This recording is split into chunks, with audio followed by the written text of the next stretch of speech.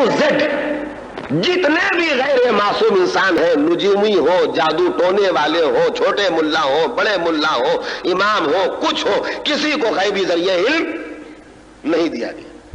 غیبی ذریعہ علم اللہ نے صرف ان بندوں کو دیا جن کو منتخب کیا غیبی ذریعہ علم دینے کے لیے، اور وہ فہرست مکمل ہے 1,24,000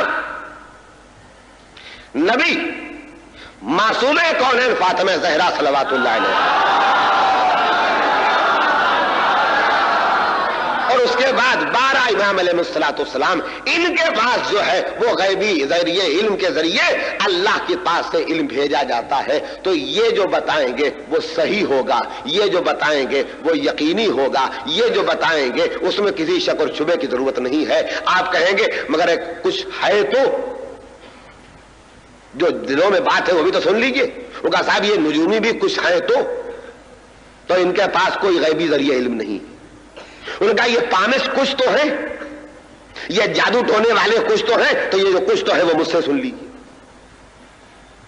یہ ڈاکٹر جو لکھتا ہے فلاں دوا استعمال کرو تم اچھے ہو جاؤ گے، اسے کیسے پتہ لگا؟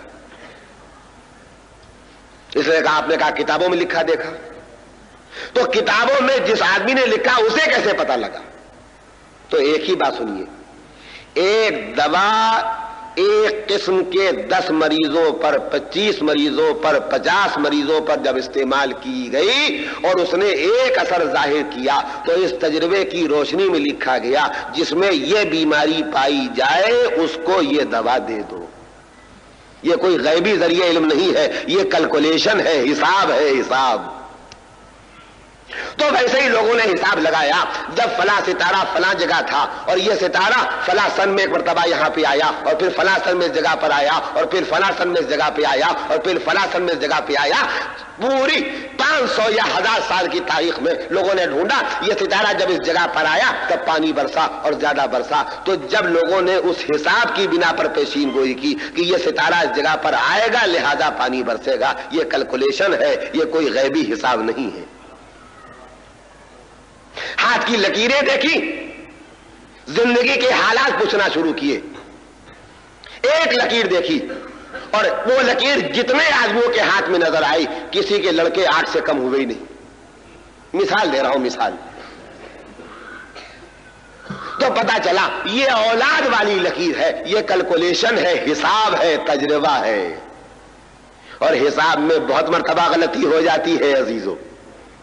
تو یہ تخمینی علم ہے، یہ ظنی علم ہے۔ حساب صحیح لگ گیا تو رزلٹ صحیح نکل آئے گا، حساب غلط لگ گیا تو حساب غلط، نتیجہ غلط نکلے گا۔